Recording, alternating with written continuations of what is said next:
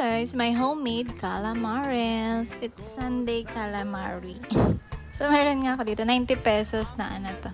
Itong squid, ayan, tapos season with salt and pepper, yan. Dito ko na tinimplahan mismo sa squid.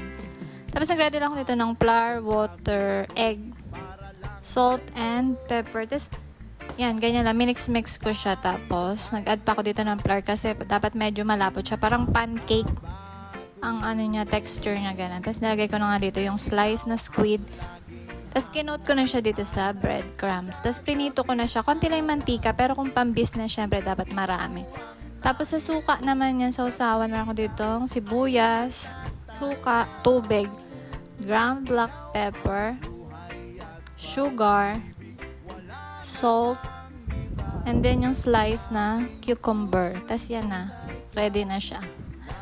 Pwede na tayong kumain. Pwede na magpapak-papak. Ayan nga, na-enjoy nga ni Ate Ganda. Thank you for watching.